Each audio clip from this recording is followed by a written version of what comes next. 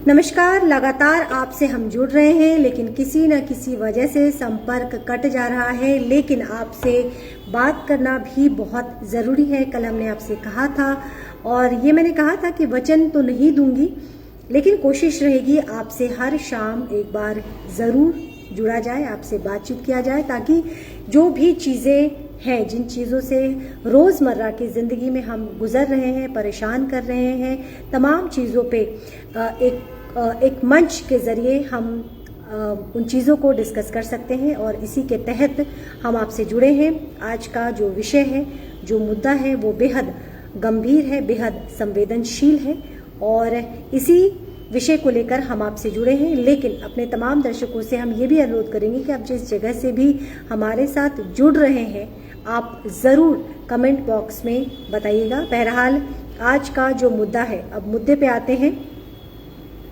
3 तारीख की घटना बताई जा रही है, 3 फरवरी की घटना बताई जा रही है, जब डेली की तरह एक छात्रा ट्यूशन पढ़ने के लिए तैयार हो रही थी। इसी बीच उसके फ़ोन पे एक घंटी बजती है, कॉल आता है और जब वो कॉल रिसीव करती है तो पता चलता है कि ट्यूशन टीचर MD आलम जिसका नाम है, वो ट्यूशन टीचर का कॉल था। और बच्ची से आवाज़ आती है दूसरी तरफ से कि आज तुम 3:30 बजे आना। बच्ची बात सुनती है और सहमत भी हो जाती है, ट्यूशन जाने के लिए तैयार होती है और 3:30 बजे ट्यूशन पहुंचती है। लेकिन जब वो ट्यूशन पे पहुंचती है तो उनके जो शिक्षक थे उनसे कहते हैं कि आज जिस जगह में रेगुलर क्लास होता था, वो उस जगह की जगह उन्हें किसी अन्य मंजिल पर लेके जाते हैं। उस मंजिल पे वो बच्ची अपने शिक्षक के ऊपर यकीन करके, विश्वास करके उनके साथ उनके पीछे पीछे चल जाती है, जहाँ पे उस बच्ची को अंदाज़ा नहीं था कि वो शिक्षक उसे कहाँ और किस मंशा के तहत लेके जा रहा है। मैं वही सोच रहा था कि मैम आए नहीं न्यूज़ लेकर। अरूप जी हमारे साथ जुड़े हैं, बहुत बहुत धन्यवाद अरूप जी।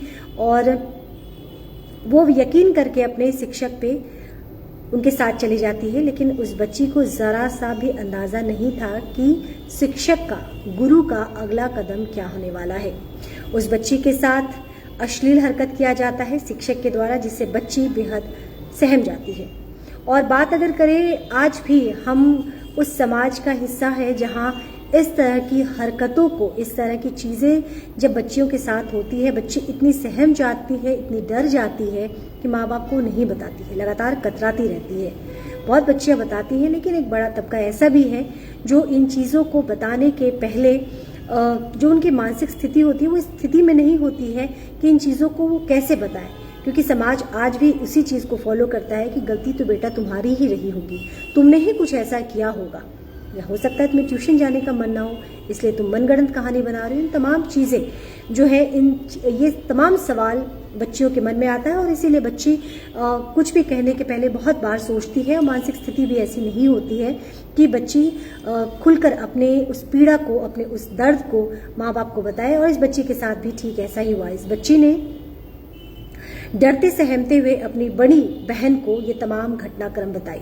और मैं दोबारा बता दूं कि जब बच्ची की बहन ने ये तमाम घटनाक्रम सुना, तो जैसे किसी बड़ी बहन का खून खौल जाता है, उस बच्ची के बहन के साथ भी ऐसा ही हुआ।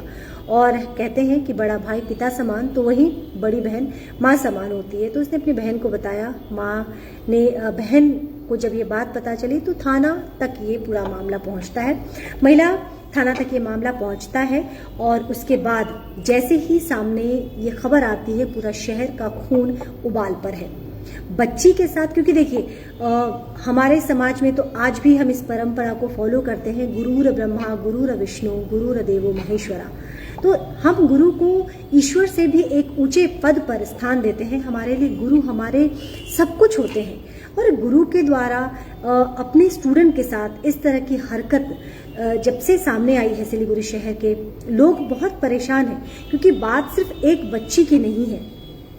तमाम ऐसे परिवार होंगे जहां बच्चियों को गार्जियन ट्यूशन के लिए भेज रहे हैं। अब आप सोचिए कि कितने सारे सवाल, क्या मानसिक स्थिति होगी परिवार के अंदर, माँ बाप के अंदर। अक्सर कहते हैं कि और यही सारी चीजें हैं कि लोग बेटियों के होने पर शोक मनाते हैं। क्योंकि समाज इतना बुरा हो चुका है, इतनी गंदगी समाज में आ चुकी है कि माँ बाप को लगता है कि हर कदम पे बच्ची के साथ वो नहीं रह सकते हैं, और ये संभव भी नहीं है। बच्चियों की चिंता हर वक्त माँ बाप को परेशान करता है। बच्ची को घर में हम कैद कर नहीं सकते हैं, और अगर उड़ान भरने के लिए हम खुला आसमान देते हैं तो इस तरह के दरिंदे हर कदम पर चुनौती बनकर खड़े रहते हैं। बहरहाल दर्शक हमसे लगातार जुड़ रहे हैं और हम आपसे भी यही पूछेंगे, जानना चाहेंगे कि आपको क्या लगता है ये चीज जो सिलीगुड़ी शहर के अंदर घटी है, इससे समाज में क्या मैसेज जाएगा। मैम, समाज में ज्यादा और संस्कार बिल्कुल बुझ चुका है, बहुत गलत डायरेक्शन में जा रहा है समाज, ये कहना है अरूप जी का। ललिता प्रधान जी, हेलो मैम, कैसी हैं आप। एक गंभीर मुद्दे पे हम बात कर रहे हैं और आप सभी जो दर्शक हमसे जुड़ रहे हैं, तमाम दर्शकों से अनुरोध करते हैं कि इस गंभीर ये जो विषय है, आज का जो विषय है, ये इसको हल्के में बिल्कुल भी नहीं लिया जा सकता, क्योंकि समाज का एक बड़ा तबका इस घटना से आहत है। आप समझ सकते हैं, एमडी आलम के पास वो 14 साल की बच्ची पढ़ने ही तो जाती थी, ख्वाब थे उसके, कुछ बनना चाहती थी, लेकिन शिक्षक ने क्या किया। कहां से लाते हैं इतनी हैवानियत। ये बहुत बड़ा विषय है और ये समाज में जब से आया है तब से लोग इस चीज को लेकर बहुत परेशान हैं। और इतना ही नहीं है, अब आप ये सोचिए कि जब भाई साहब को ये पता चला कि पुलिस तक ये मामला पहुंच चुका है, इस पे कार्रवाई हो सकती है, तो उन्होंने स्वतः घोषणा कर दी कि वो बीमार हैं और किसी निजी अस्पताल में जाकर वो एडमिट हो गए। अब वो वाकई बीमार है नहीं है, ये इस पे दावा करना बहुत मुश्किल है। सच्चाई क्या है क्या नहीं है ये तो जांच का विषय है, लेकिन भाई साहब किसी निजी अस्पताल में भर्ती हो चुके हैं ये कहकर कि वो बीमार है। ये शारीरिक बीमारी का तो पता नहीं कि इस तरह के जो लोग हैं, जो एमडी आलम तरह के किस्म के जो लोग होते हैं, वो मानसिक बीमार जरूर होते हैं, शारीरिक का पता नहीं, लेकिन मानसिक तौर पे ये बहुत ज्यादा ग्रसित होते हैं, क्योंकि इस तरह की हरकतें मतलब शर्मनाक है, बहुत बेहद ज्यादा शर्मनाक है। बहरहाल मैं आपको बता दूं कि आज भारतीय जनता पार्टी के महिला मोर्चा और युवा मोर्चा ने भी इस पे जमकर हल्ला बोला, सिलीगुड़ी थाना का उन्होंने घेराव किया, तमाम तरह की चीजें सामने आई। लेकिन इस बीच में उस बच्ची के बारे में सोचिए, उस बच्ची के बारे में कोई नहीं सोच रहा है कि वो किस मानसिक दर्द से, किस खौफ के माहौल में वो जी रही है। क्या वाकई वो बच्ची दोबारा ट्यूशन जाने की हिम्मत जुटा पाएगी? और ये जो खबरें आने के बाद माँ बाप की क्या स्थिति होगी, अन्य बच्चियों की क्या स्थिति होगी, इसकी सुरक्षा की गारंटी कौन देगा? एक और सवाल जो बहुत गंभीर सोचने वाली बात है, जैसा कि आज महिला मोर्चा की जो महिलाएं थी उन्होंने भी कहा कि विनर स्क्वाड बनाया गया है। विनर स्क्वाड का काम क्या है? अब एक स्कूटी में तो वो आपको नजर आती है, हर जगह वो आपको स्कूटी में नजर आती हैं, लेकिन क्राइम कंट्रोल की अगर बात करें तो बहुत ज्यादा उनका रोल दिखाई नहीं पड़ रहा है। इसके पहले भी जो है एक घटना, आज ही मैंने इनफैक्ट रिपोर्ट फाइल की है कि गेट बाजार इलाके में एक महिला से 60,000 रुपए की लूट हो जाती है, और लूट करने के बाद जो व्यक्ति है वो बेंगलोर में जाके छिप जाता है। उसके बाद जब वो जैसे यहाँ आता है उसकी पुलिस ने खैर वो पकड़ा गया। लेकिन अब ये देखिए ना कि हर इलाके में आपको स्कूटी में जो स्क्वाड है आपको नजर आएंगी, हर इलाके में वो कमोबेश आपको एक स्कूटी में कुछ यूनिफॉर्म में महिलाएं नजर आती हैं। लेकिन आज एक सवाल जो महिला मोर्चा, भारतीय जनता पार्टी की जो महिला मोर्चाओं के द्वारा जो सवाल उठाया गया वो बेहद सोचने वाला वो सवाल है। उस पर विचार, उस पर मंथन करने की आवश्यकता है, क्योंकि वो ऐसे में हल्के में नहीं ले सकते। वुमेन स्क्वाड को तैयार ही इसीलिए किया गया है कि वो सेफ्टी रहे। हालांकि ये जो घटनाक्रम हुई है इसका बहुत ज्यादा कनेक्ट नहीं कर सकते हैं वुमेन स्क्वाड से, क्योंकि बच्चे ट्यूशन पढ़ने जा रहे थे। जो भी घटनाक्रम हुई वो सड़क पे नहीं हुई, एक बंद कमरे के अंदर हुई है, जहां वुमेन स्क्वाड का कोई काम नहीं है और संभव भी नहीं है कि किसी प्रॉपर्टी में जाके वुमेन स्क्वाड अपनी कार्रवाई करे। बहरहाल आपसे अब विदा लेने का वक्त आ गया है, लेकिन जो तमाम दर्शक हमसे जुड़ रहे हैं,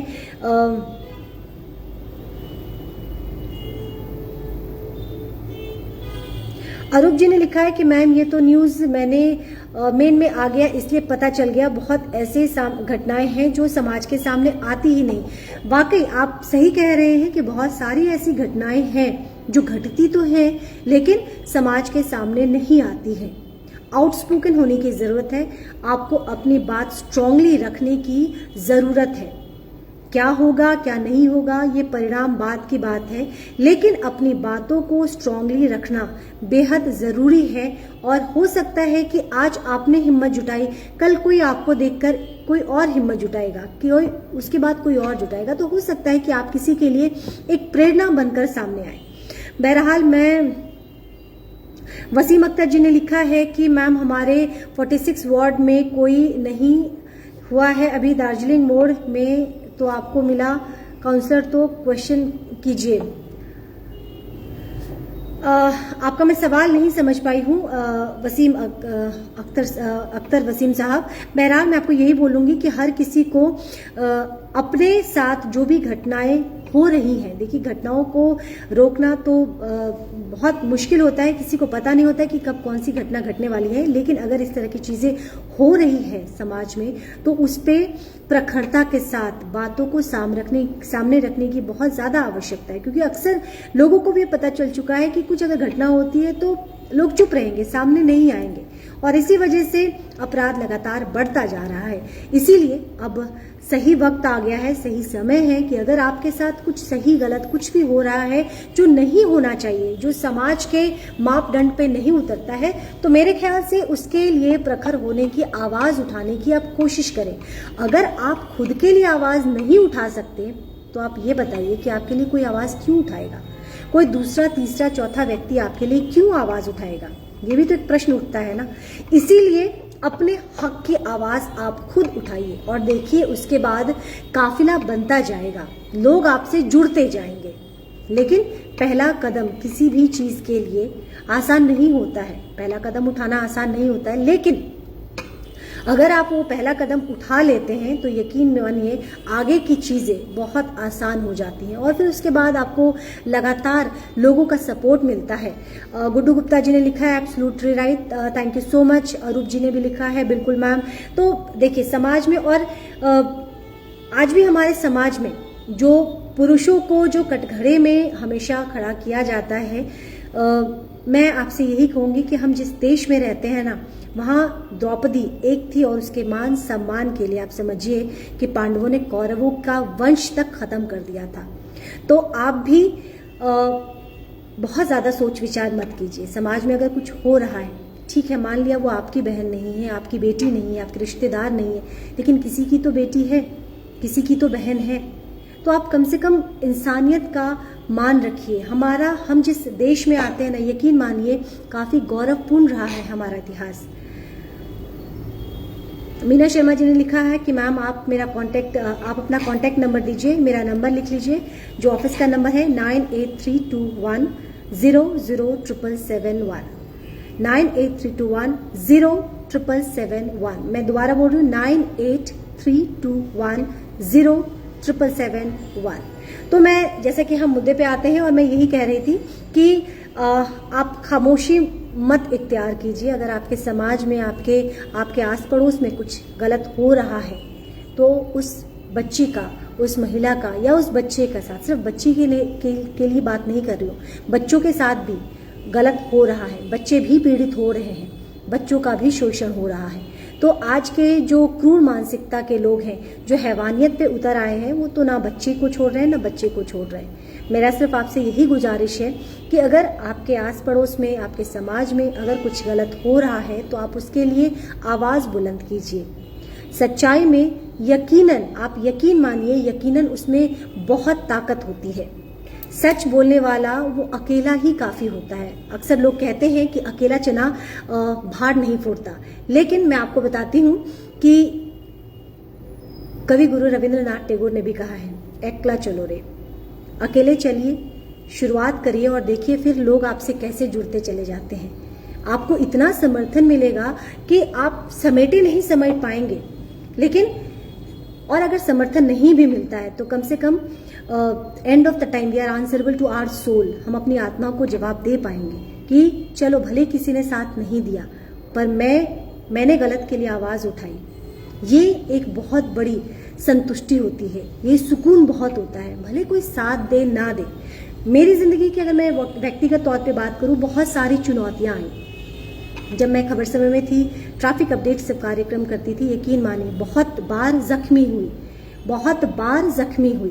मुझे याद है कई साल बाद जब बिमल गुरुंग वापस आए थे, भव्य स्वागत हुआ था उनका, उस समय भी काफ़ी चीज़ ऐसी हुई थी, उस भीड़ में काफ़ी कुछ ऐसा हुआ था जो शोभनीय नहीं था, जो कतई शोभनीय नहीं था। लेकिन मैंने हथियार नहीं डाले, अपने काम को मैंने जारी रखा और लगातार जारी रखा। ये परिणाम की मैंने कभी चिंता ही नहीं की कि इसका क्या परिणाम होगा, क्या होगा, क्या नहीं होगा, ये समय के ऊपर आप छोड़ दीजिए। हमारे वश में जो है, हम उतनी भी कोशिश ना करें तो वो बेईमानी है। और मैं इसीलिए कहती हूँ कि अगर हमारे समाज में भी अगर कुछ गलत हो रहा है तो आप उसके लिए आवाज़ उठाइए, क्योंकि हो सकता है कि आपकी एक कोशिश उस बच्ची को बहुत बड़ा सहारा दे दे। जो दर्शक हमसे जुड़ रहे हैं और लगातार हमारे साथ दर्शक जुड़ रहे हैं, मैं उन तमाम दर्शकों से लगातार यही अनुरोध करूंगी कि आसपास अगर कुछ घटित हो रहा है, कुछ ऐसी घटना जो समाज को कलंकित कर रहा है, जो समाज को दूषित कर रहा है, आप उसमें आप अपना जो सहयोग अगर देना चाहते हैं, खामोशी तो पहली बात इख्तियार मत कीजिए, खामोश नहीं रहना चाहिए। अगर कुछ गलत है तो गलत के खिलाफ आवाज़ उठाना, ये हमारा कर्तव्य है, ये हमारा कर्तव्य होना चाहिए इनफैक्ट। तो आज भी हालांकि बहुत सारे दर्शक लगातार जुड़ गए हैं और अपने तमाम दर्शकों को मैं बता दूं कि घटनाक्रम के प्रकाश में आने के बाद ये पूरा मामला शुरू हुआ है। दोबारा बता दूं कि एक बच्ची जो कि महज 14 साल की बताई जा रही है, रेगुलर ट्यूशन के लिए तैयार हो रही थी। इसी बीच उसके पास एक फ़ोन कॉल आता है। फ़ोन कॉल पे उनके शिक्षक, उनके गुरु, जिसे हम सनातनी ईश्वर से तुलना करते हैं, क्योंकि हमारे धर्म में हमने हमेशा ही ईश्वर को हमने हमेशा ही अपने शिक्षक को ईश्वर का दर्जा दिया, पैरेलली रखा है। इनफैक्ट अपने गुरु को हमेशा अपने गुरु को हमेशा ईश्वर से भी ऊपर का दर्जा दिया है।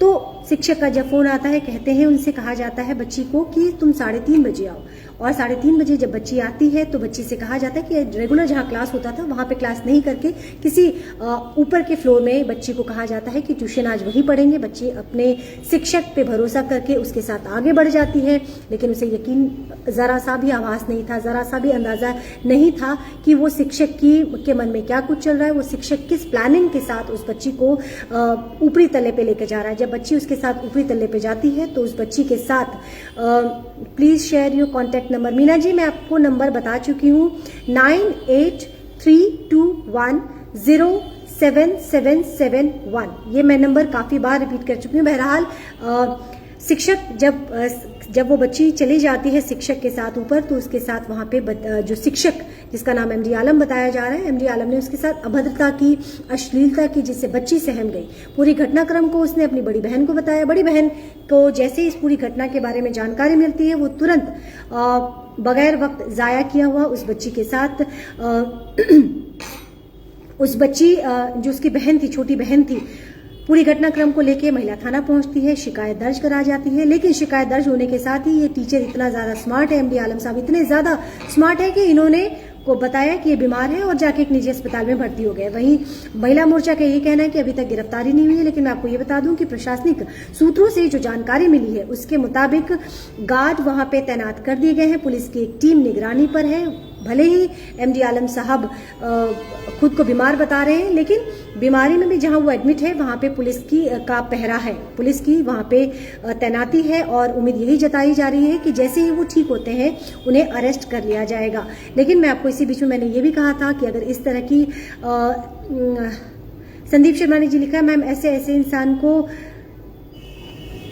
शिक्षक बोलना भी शिक्षक शब्द की बेइज्जती होगी। देखिए, हम अपने तहजीब को ना खोएं। शिक्षक तो वो हैं, हम माने चाहे ना माने, वो शिक्षक हैं। हालांकि उन्होंने इस पेशे को, इस नाम को कलंकित किया है, बदनाम करने की इन्होंने कोई कसर नहीं छोड़ी, लेकिन वो शिक्षक हैं और हमारे कहने नहीं कहने से सच्चाई नहीं बदल सकती। और चाहे कोई कैसा भी हो, लेकिन हमारी सभ्यता, हमारी संस्कृति यही बताती है कि शिक्षक हमारे लिए गुरु ही होते हैं। और ये जो गुरु है ये कलंकित गुरु है। इसने इस प्रोफेशन को कलंकित करने की कोशिश की है। इसने हजारों बच्चियों के विश्वास को छला है। अब कानून अपने दायरे में रहकर कानूनी प्रक्रिया के तहत जो कुछ भी इस पे कार्रवाई होगी वो आने वाले समय में स्पष्ट पता चल जाए। पहले तो लोगों की यही डिमांड है कि जल्द से जल्द इस सो कॉल्ड एमडी आलम साहब जो एक ट्यूशन टीचर हैं उन्हें गिरफ्तार किया जाए। लेकिन आप सभी की क्या राय है ये जरूर बताइएगा, और साथ ही ये भी जानना जरूरी है कि इसके उपाय क्या है। देखिए, हम बच्चियों को घर में कैद तो कतई नहीं कर सकते हैं। बच्चियों को घर में बंद करना ये कोई समस्या का समाधान नहीं हो सकता है। और लेकिन फिर समाधान क्या है ये जरूरी है, और आपकी राय बेहद जरूरी है। अपने राय को जरूर शेयर कीजिए, कमेंट बॉक्स में जरूर बताइए कि समाधान क्या हो सकता है। समस्या तो ये है, हम सबको पता चल चुका है, लेकिन समस्या का समाधान क्या है ये बहुत जरूरी है। रविराज जी ने लिखा है, कहाँ पर हुआ। ट्यूशन टीचर सिलीगुड़ी थाना के अंतर्गत के रहने वाले बताए जा रहे हैं। वहीं बच्ची के बारे में जो जानकारी प्रशासनिक सूत्रों के हवाले से मिली है उसके मुताबिक बच्ची माटीगढ़ा थाना इलाके की रहने वाली बताई जा रही है। बहरहाल बच्ची माइनर है तो हम उनके बारे में कोई भी चीज डिस्क्लोज नहीं कर सकते, ये लॉ के अगेंस्ट है। और गुड्डू गुप्ता जी ने लिखा है, he should get harsh punishment, he has. देखिए, यही बात है कि ये जो एक पवित्र रिश्ता है, इस पवित्र रिश्ते को बदनाम किया है एमडी आलम साहब ने। और एमडी आलम साहब को उनके करने की क्या सजा देता है कानून, ये आने वाले समय में स्पष्ट हो जाएगा। लेकिन फिलहाल तो एमडी आलम साहब खुद को बीमार बताकर किसी निजी अस्पताल में भर्ती हैं, जहां पे पुलिस की चौकी है, यानी कि पुलिस की निगरानी में वो है। ऐसा नहीं है कि पुलिस ने उन्हें बख्श दिया है और वो फरार हो चुके हैं। जिस अस्पताल में वो भर्ती है वहां पे पुलिस की चौकसी है, पुलिस की नजरबंदी के अंदर वो अस्पताल में भर्ती है। और